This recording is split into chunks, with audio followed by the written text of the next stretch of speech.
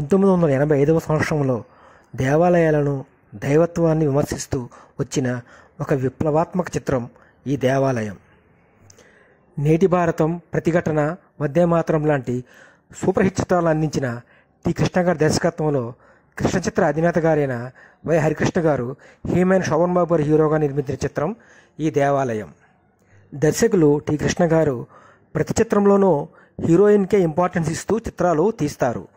ఆ హీరోయిన్ కూడా విజయశాంతి గారు మాత్రమే.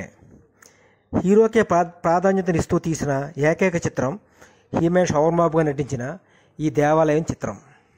దేవాలయాల పేరుతో జరుగుతున్న అక్రమాలపై నిర్మించిన ఈ చిత్రంలో బ్రాహ్మణ కుటుంబంలో పెళ్ళైన రాత్రే భర్త చనిపోతే ఆమెకు మళ్ళీ పెళ్లి చేయడం, ఇంకా అగ్నిగుండంలో నడిచే నడకలో నిజాన్ని బయటకు తీయడం లాంటి చాలా గొప్ప విషయాలు సెన్సార్ వారి కట్స్ చేయడంతో దర్శక నిర్మాతలు చాలా ఇబ్బందులు పడి చాలా కట్స్తో విడుదల చేయబడిన చిత్రం ఈ దేవాలయం. ఫస్ట్ హాఫ్ చిత్రం చాలా బ్రహ్మాండంగా ఉంటుంది.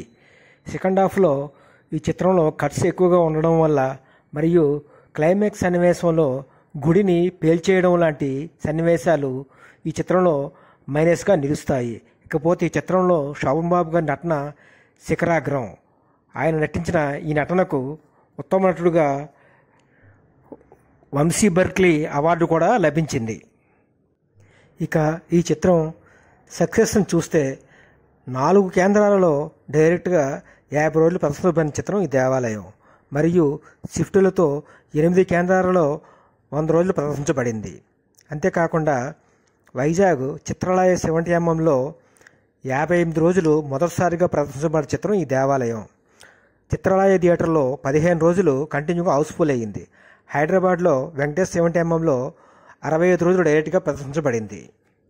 ఇక ఈ చిత్రంలో దశావతారాల పాటలో శోభన్ బాబు గారు అద్భుతంగా నటించారు. 10 పాత్రలు శ్రీకృష్ణుడిగా, పరశురాముడిగా, ఈశ్వరుడిగా, శ్రీరాముడిగా, కృష్ణుడిగా, ఆదిశంకరాచార్యులుగా, గౌతమ బుద్ధుడిగా, యేసుక్రీస్తుగా 10 పాత్రలను పోషించి అందరితోని శభాష్ అనిపించుకున్నారు. ఈ పాత్రలను టి కృష్ణ గారు శోభన్ బాబు గారితో చాలా చక్కగా నటింపజేశారు. ఇక ఈ చిత్రంలో పాటల విషయానికి వస్తే శ్రీ శోభన్ బాబు గారు ఇంటర్వెల్ సీన్ ముందు వచ్చే పాట దేహమేరా దేవాలయం అనే పాట హైలైట్ సాంగ్. మరియు శోభన్ బాబు గారి ఎంట్రన్స్లో వచ్చే పాట అమ్మో బయలునాడే అనే పాట కూడా చక్కని పాట. విజయశాంతి గారితో డ్యూయట్ సాంగ్ కూడా బాగుంటుంది. అలాగే దశావతారాల పాట కూడా సూపర్ సాంగ్. చక్కని పాటలోని చిత్రం ఈ దేవాలయం.